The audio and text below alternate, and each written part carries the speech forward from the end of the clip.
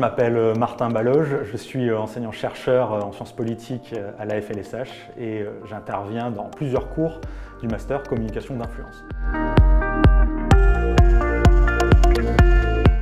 L'objectif de cette formation, c'est de proposer à des étudiants une spécialisation donc en communication d'influence. C'est l'apprentissage de tout un ensemble de techniques qui permettent d'assister les entreprises comme les politiques ou les organisations publiques comme privées à faire en sorte que leur message soit compris dans un sens qu'ils ont pensé en amont, de manière souvent stratégique.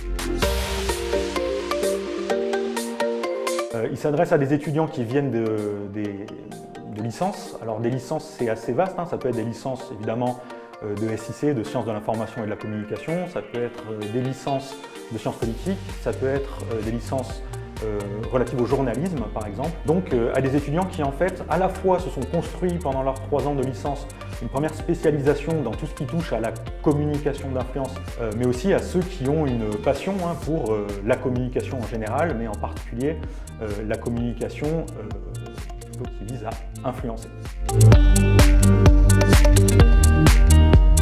Je pense d'abord c'est qu'il y a un très bon taux d'encadrement, c'est-à-dire que ces formations elles vont regrouper entre 10-15 étudiants, donc ce qui est à mon avis parfait parce que c'est ni trop ni pas assez.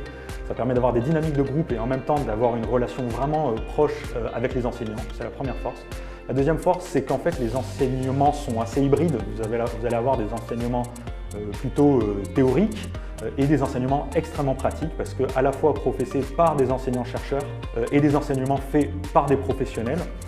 Troisième force à mon avis, c'est les stages. Donc vous allez avoir des stages longs qui très souvent débouchent sur des propositions d'emploi, en particulier en 2e année. Et quatrième force, c'est qu'il y a un mémoire à faire qui va vous permettre de vous spécialiser et là aussi en fait de montrer aux futurs employeurs que vous êtes vraiment calé sur un domaine qui va très certainement jouer en votre faveur au moment du futur recrutement.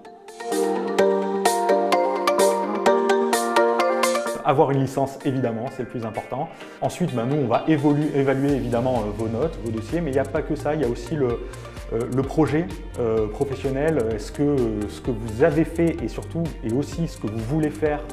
Et puis, si vous êtes présélectionné, il y a très généralement une audition qui est d'ailleurs pour mieux vous connaître, oser et montrer son intérêt, puisque nous, ce qu'on cherche, c'est des gens qui ont déjà des têtes assez bien faites, évidemment, mais que nous, on va continuer à former et qui ont une idée assez claire de ce qu'ils veulent faire.